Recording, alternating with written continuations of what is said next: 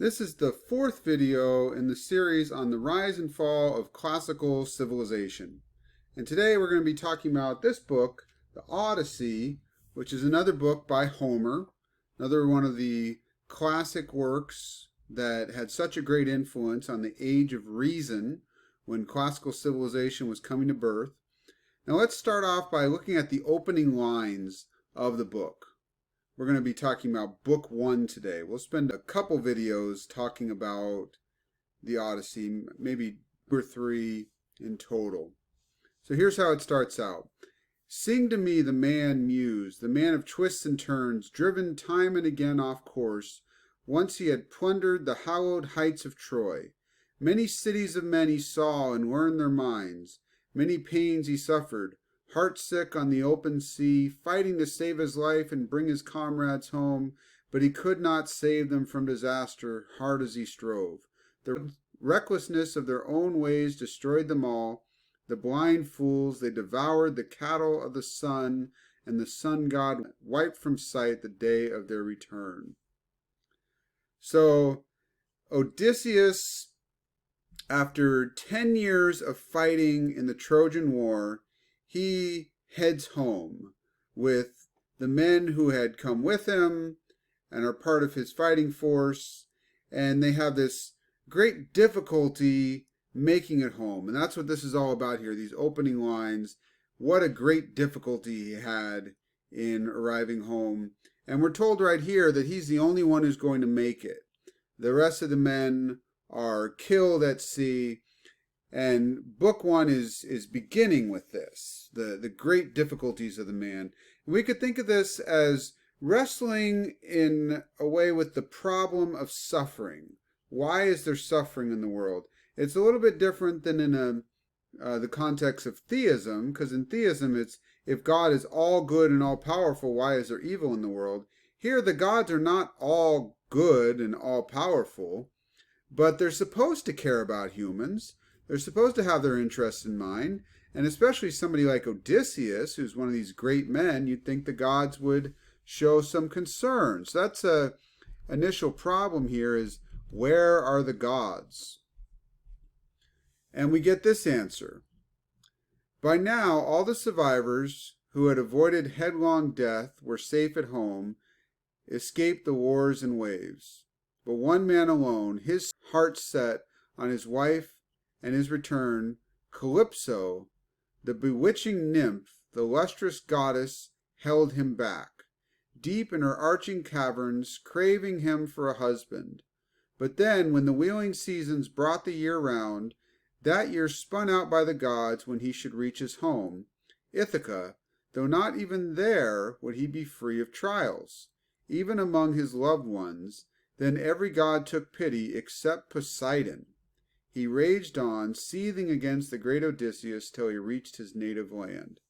So we're told this is a person who's longing to come home. And all of the other men had made it home. He's longing, Odysseus is longing to come home to his wife and to his son, Telemachus, who we'll hear about in a minute. But Calypso holds him back. She was hoping to keep him as a husband. And Poseidon, one of the gods, has this anger towards Odysseus, which is leading him to cause Odysseus troubles on his journey home. Now Zeus, in speaking about actually a somewhat different matter, but speaking about it in the context of why this is happening with Odysseus, he seems to blame mortals for their own suffering. It's not blaming Odysseus, but still it's put right here within the context of what's happening to Odysseus. It's speaking about Aegisthus.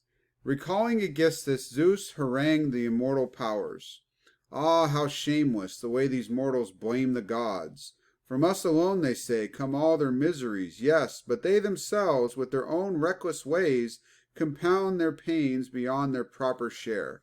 Now Aegisthus had been guilty of killing one of these great men, a man who Achilles had great struggle with, Agamemnon. Agamemnon comes home, and turns out while he was gone that his wife Clytemnestra had an affair with this person, Aegisthus. And when they encounter Agamemnon after he comes back, Clytemnestra kills Agamemnon. And you can see here in this image, it's Aegisthus who's kind of nudging her forward. Now, as the story goes, Agamemnon had sacrificed their daughter, his daughter and Clytemnestra's daughter, in order for their ship to be able to get underway in the beginning of the war. They had to make a sacrifice to the gods, so he sacrifices his own daughter, and she's still upset about that, understandably, and now so she kills him. And so the question here is, why such suffering? Why is there such suffering for Aegisthus? And he's saying, the way these mortals blame the gods, like it's our fault. Aegisthus, you murdered this person, and now you're going to blame us? But surely Odysseus can't fit within the same category where you simply blame mortals for their suffering. It's more a category of what we could call natural evil, not moral evil. You could attribute moral suffering to people. If I behave immorally and I suffer for that, then that's my fault. If I am failing to understand something and I suffer because of that, that could be my own fault. But a storm brought on me by one of the gods, that seems a little different. Now, Athena is somebody who particularly cares for Odysseus, and she's going to plead with Zeus. But my heart breaks for Odysseus, that seasoned veteran cursed by fate so long. Far from his loved one still, he suffers torments, off on a wave-washed island rising at the center of the seas. Atlas's daughter it is who holds Odysseus captive. Luckless man, despite his tears, forever trying to spellbind his heart with suave, seductive words, and wipe all thoughts of Ithaca from his mind. But he, straining for no more than a glimpse of hearth smoke drifting up from his own native land, Odysseus longs to die. Olympian Zeus, have you no care for him in your lofty heart? Did he never win your favor with sacrifices, burning beside the ships on the broad plain of Troy? Why, Zeus? Why so dead set against Odysseus? So she's pinning this on him. Why don't you care for him? Has he not made sacrifices to you? Why don't you care for this man? Zeus now responds to Athena. My child, Zeus, who marshals the thunderheads, replied, what nonsense you let slip through your teeth. Now how on earth could I forget Odysseus?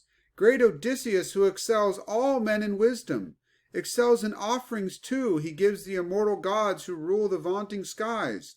No, it's the earth-shaker Poseidon, unappeased, forever fuming against him for the Cyclops, whose giant eye he blinded, godlike Polyphemus, towering over all the Cyclops clans in power. So Zeus blames Poseidon.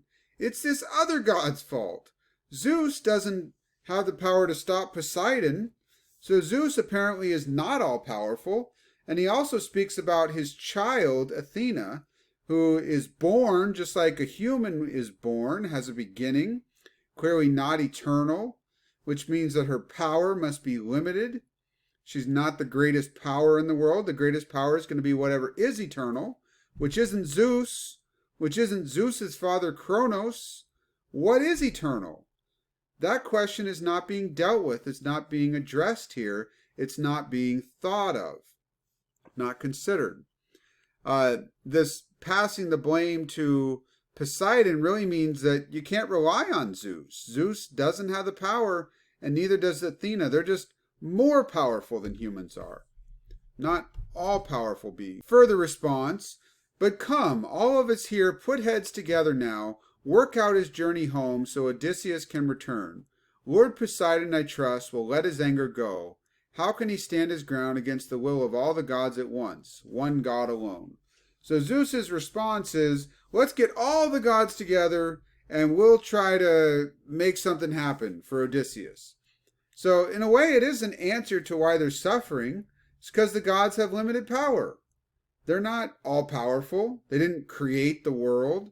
They're just out here trying to do their best, just like humans are. They have a little more power than we do, but they're certainly not able to uh, get us everything we need. They're not able to supply our every need in life. Now, Athena, next in book one, she's going to speak to Telemachus. Telemachus is Odysseus' son. Athena's going to kind of take it upon herself to try to go out and see what she can do to help Odysseus and his family. So she goes to Telemachus, and she sought to inspire his heart with courage, to speak his mind against the suitors. She was in disguise as Mentes, so Telemachus doesn't exactly know that it's Athena, although later in the chapter it will say that Telemachus sort of deep down knew that it was a goddess or that it was Athena, but it seems most of the book that he doesn't know. He speaks as though it's just a person. But what's happening here with the suitors is during these long years that Odysseus has been gone, the people around him in his kingdom, people he used to rule over, have become brave, become brazen in thinking that Odysseus is not going to return, and they've put themselves forward as suitors for Odysseus' wife Penelope. And they're there waiting for Penelope to pick one of them to marry, and she just keeps delaying. And all the while they are eating all of the food in the household. They're slaughtering animals from Odysseus's flocks and eating them. And so they're decreasing his wealth and using whatever they want within his household and abusing the servants in some cases. And Penelope just keeps waiting and hoping for Odysseus' return, but they refuse to leave until she picks one of them. So she has one scheme. She's going to spend years weaving, and she tells them as soon as she's done weaving, she'll pick one of them. But she keeps unweaving the work she's doing and then starting over again. And finally one of them figures it out, but for years she plays them off with this. But they keep putting more and more pressure on her, and they're not nice to Telemachus, and many of them clearly would like to just see him out of the way, see him die. And this is thought of as just a great evil. So Athena is speaking to Telemachus, saying, he's coming of age now. He's reaching an age where he could start to try to do something about this. And she wants him to have the courage to speak up and maybe start to form a plan for how he can drive the suitors out. And here's how Telemachus responds. Look at them over there, not a care in the world, speaking about the suitors, just liars and toons. It's easy for them, all right. They feed on another's goods and go scot-free. A man whose white bones lie strewn in the rain somewhere, rotting away on land and rolling down the ocean's salty swells. But that man, he's speaking of Odysseus, his father, if they caught sight of him home in Ithaca, by God, they'd all pay to be faster on their feet than richer in bars of gold and heavy robes. But now, no use. He's died on a wretched death. No comfort left for us. Not even if someone somewhere says he's coming home, the day of his turn will never dawn. So he's saying, if they saw Odysseus coming, they would run for it, scared of Odysseus. This is part of the ideal of these great warriors like Odysseus and like Agamemnon, like Achilles, who we spoke about in the last video, like Hector. These great men who seem to be able to single-handedly take on hundreds of other men, sometimes maybe even thousands on their own. And they're the great men, the great warriors who seem to play the biggest part in the battles. And he's saying that his father's not going to return home. And it seems what's happened with him and with his mother is they've been hoping for 10 years of seeing Odysseus return, and they've started to lose hope. Not completely. I mean, he's speaking about if his father were to return, but it seems they don't want to get their hopes up. But Mentes, who's really Athena, is going to respond this way. As for the ties between your father and myself, so Mentes is explaining how he knows Odysseus to Telemachus, because remember, this is an Athena in disguise. We've been friends forever, I'm proud to say. And now I've come, and why? I heard that he was back, your father, that is. But no, the gods thwart his passage. Yet I tell you, great Odysseus is not dead. He's still alive somewhere in the wide world, held captive out at sea. So she's trying to give him hope, and she's telling what she knows to actually be true. She knows that he's alive. She knows that he's being held back, and so she's passing some of this on to Telemachus to give him hope. Now, here's a word about the suffering of Odysseus and his family. It's spoken of as just this great suffering, comparable to how we might speak of the suffering of Job in the Bible. No man has suffered like this. This is how his suffering is described. Now the gods have reversed our fortunes with a vengeance, wiped that man from the earth like no one else before.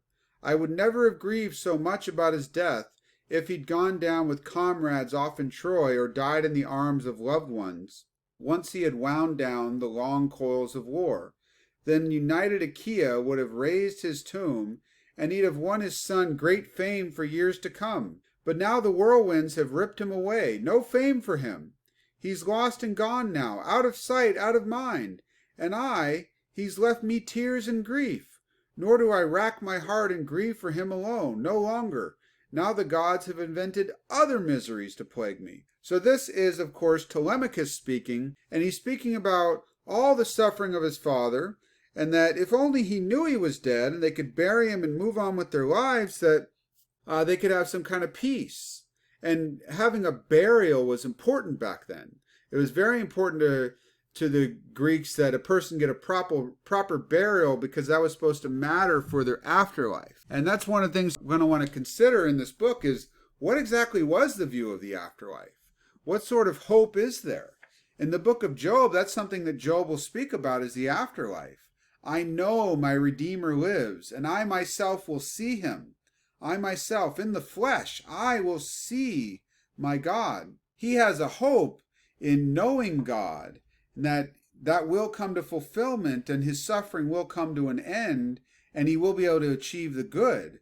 But does Odysseus have that hope? Does Telemachus have that hope? Or is their hope more confined to this life?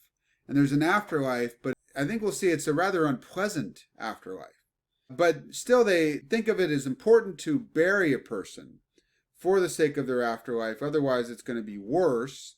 So he wants to bury his father, to honor him in that way. In some sense, that's for the present sake, that he's honored among human beings. And he wants to have some closure.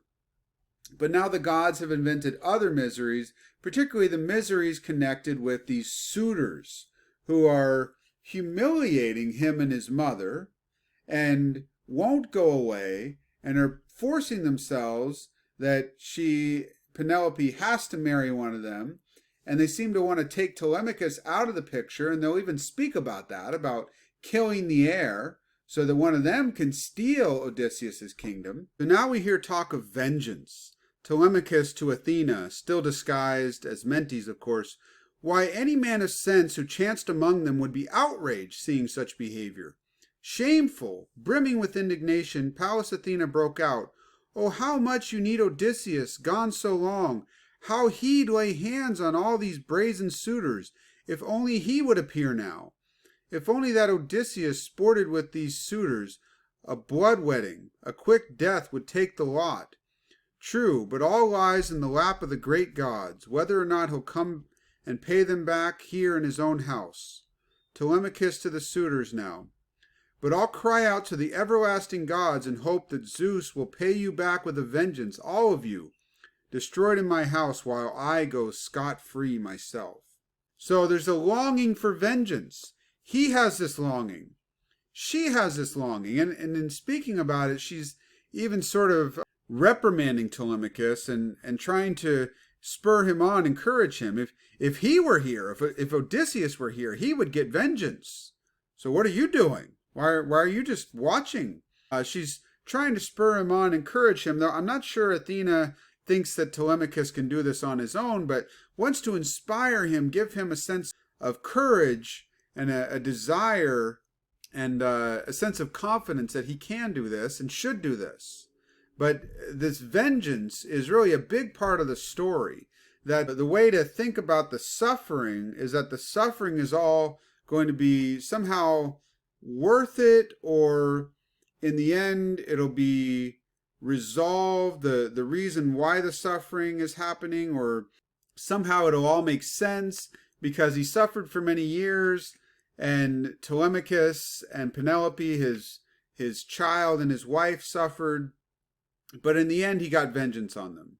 So suffering came to an end, and the question of why is less important than it's resolved in the end, and they get revenge. And now Athena gives Telemachus some more advice. But you, I urge you, think how to drive these suitors from your halls. I have some good advice, if only you will accept it. Fit out a ship with 20 oars, the best in sight. Sail in quest of news of your long-lost father. Someone may tell you something, or you may catch a rumor straight from Zeus, rumor that carries news to men like nothing else. First, go down to Pylos, question old King Nestor. Then cross over to Sparta to red-haired Menelaus, of all the bronze-armored Achaeans, the last man back. Now if you hear your father's alive and heading home, hard-pressed as you are, brave out one more year. So he's supposed to go to Nestor first. Nestor was one of his father's comrades, one of the great men who fought in the Trojan War. Nestor was an older man whose best years as a fighter were behind him, but still a great fighter in the Trojan War. And Menelaus was the husband of Helen. Helen, the person who had been taken away by Paris and was the whole reason for the war. And Menelaus was the brother of Agamemnon. And he's supposed to go to these two people. Go to Nestor, go to Menelaus, and maybe they'll have heard some sort of rumor. Maybe they'll know something and can tell you. Menelaus, the last man back, and so perhaps given him being the last, that maybe he knows a little bit more than others. So supposed to do that. You have still this thought within the book that Zeus is to blame for all of this. Zeus is to blame. He deals with each and every laborer on this earth, whatever doom he pleases. Zeus causes great suffering. People suffer because of Zeus. That Zeus is ultimately to blame. Now, in Zeus's defense, as Zeus had said earlier, he's not all powerful. He's got to deal with these other gods. But that just means there's less trust to put in this being. And as you think about it more and more, you remember Zeus is born. His father had once been powerful. Now he's not. It's hard to put a lot of confidence in him. Plus, the idea here Zeus is to blame. You're really talking about Zeus as a creature who doesn't care that much about human beings, generally speaking. He says he cares about Odysseus because of all the sacrifices Odysseus makes. And you might wonder, why does he make these sacrifices? Is this some sort of a bargain where you make sacrifices and it makes us look good, and so we're going to do something for you? Do the gods need these sacrifices? When they sacrifice animals, do the gods eat up the flesh of these dead animals? Are they feasting on these things? Do the gods need food? Are they somehow dependent on food, just like human beings, to go on living? And is Zeus even good? Does he generally care for people? In the Bible, you have the word that God cares for man so much that you can say even the very hairs of your head are numbered. So don't worry. The hairs of your head are numbered. God doesn't just count the hairs, but he numbered each one. He knows you. He cares about you infinitely. He's infinitely personal. He cares about each person. Now that's going to connect up with the problem of evil, and that's a problem that in theism has to be dealt with more seriously than people generally have. But it can be dealt with. There is a simple, easy solution once you understand what moral evil really is. Solution kind of unfolds. But think about Zeus. Zeus is to blame. He deals with each and every laborer on this earth, whatever doom he pleases. He just brings about doom. Why? Because he just kind of likes to do that. Zeus is, Release the Kraken. well, he's like this.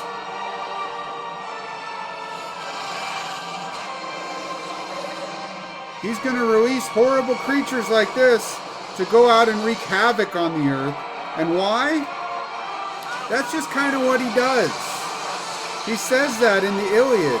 If I want to wreak havoc on a city, if I want to destroy a city, I'm going to do it and you don't get in my way. Because that's my prerogative. I want to destroy stuff.